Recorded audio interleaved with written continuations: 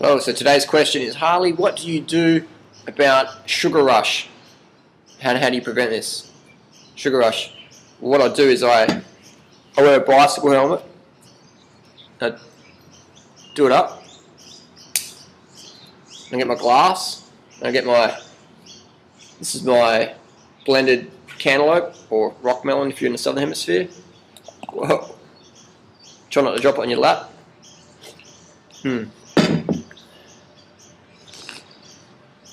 I just drink that. This is breakfast. I already had my water this morning. When the sugar's, I can feel the sugar coming on now. Whoa, it's head spin. It's coming on strong. You always put the glass down.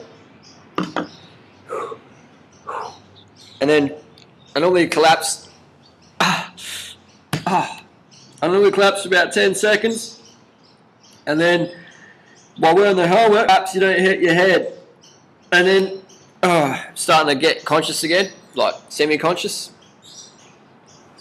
So that's how I deal with sugar rushes. That's what works for me. You know, what works for me, not what works for you. I don't really know. I sort of sit on the fence. I don't really sort of say much. I sort of say what impresses people. I don't really tell people what they need to hear. But seriously, sugar rush, when people eat fruit and they get a sugar rush, it's for a few reasons. First one, they're dehydrated. Most people don't drink enough water. They eat fruit, think, I don't need to drink water. You need to drink water. Wake up in the morning, have a litre of water. Even if you're having watermelon for breakfast. Or drinking coconut water for breakfast, have 1 litre of water before your breakfast. 2, they're eating high-fat diets. People, I don't eat a high-fat diet. I'm low-fat. I use olive oil. Olive oil is low-fat. So olive oil is 100% fat. So when producing oil on our salads, you know, the body doesn't really recognise oil. It's just 100% pure refined fat with no water, carbohydrates, or protein or fibre. So it just sticks in our cells and it coats our insulin receptor sites. So when we consume some carbohydrates, sugar tries to go in the cell. It can't because it's getting blocked by excess fat. Blood sugar goes up. We get that sugar rush feeling. And then we get a bit of a crash. So people go, you know, you're up and down, up and down. You are if you're eating a high-fat diet. Get rid of the oils. Get rid of the animal products. Get rid of the excess nuts and seeds and avocado. And have those nuts and seeds and avocado in minute amounts. To be objective, try and keep your fat intake under 10% of your total calories, not just in a day, but long term, over the months and the seasons, and you won't get the sugar rushes everyone talks about. And probably the third biggest factor is sleep. Most people don't get enough sleep. Why? Because we live in this crazy society that says, if you go to bed when the sun goes down, it means you're sick. I say, staying up late means you're sick. You know, it's a sick habit to get into, and it's going to make us sick eventually.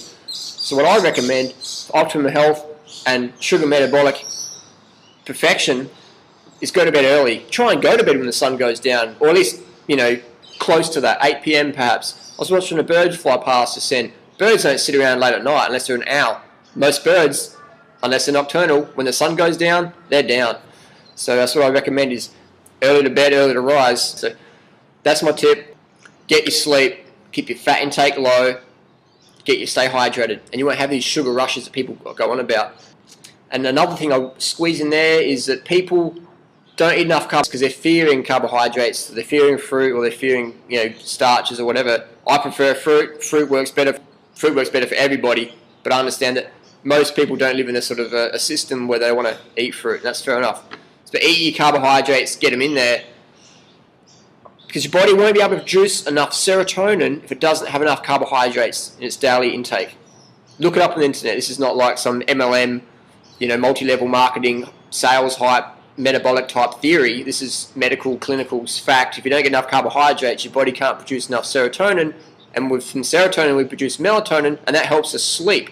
So then the next day we get, you know, not enough sleep. We have some sugar, and we're like, oh my God, I have sugar again. I can't eat sugar. I need chaga. I need colostrum. I need like reishi mushroom. I need all these things because and now I can't even stay awake. I need some cacao and maca to, you know, modulate my hormones because I'm just so freaked out on my low carb, high fat, calorie restriction, breatharianism, wannabe diet that I didn't know what's going on. I listen to these people talking a lot but not even saying anything, and so it's easy to be confused when you're undercarbed.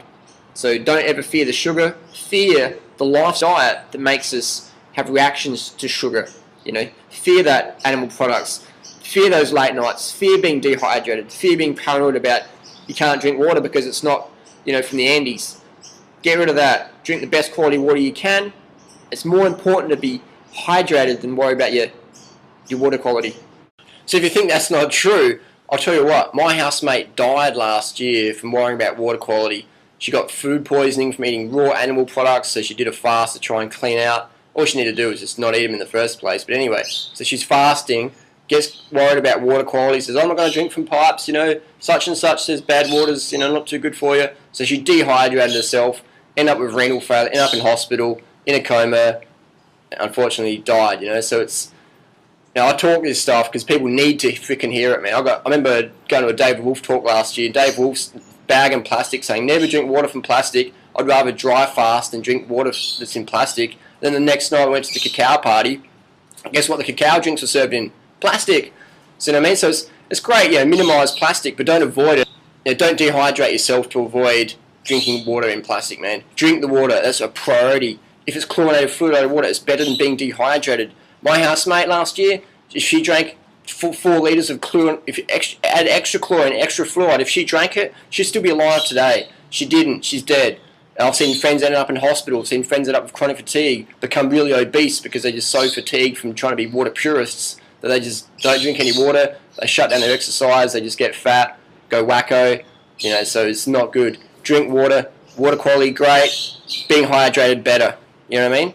So do the best you can in the moment. Best you can in the moment. Drink it from plastic, chlorine, whatever. Just do what you can in the moment. Stay hydrated. Drink enough so you're piss and clear 10 times a day. Save your life, save your health, become strong, lean and fit, and forget the wackos. It's the phone.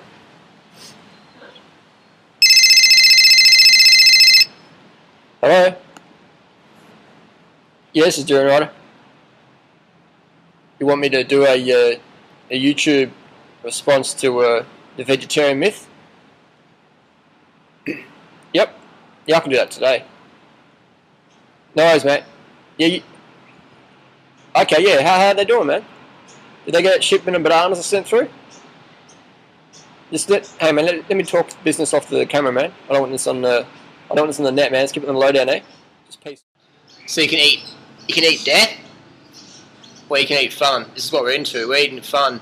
This is dates, dried banana, black sapote, and organic banana, and a couple of blueberries for the eyes. Sweet.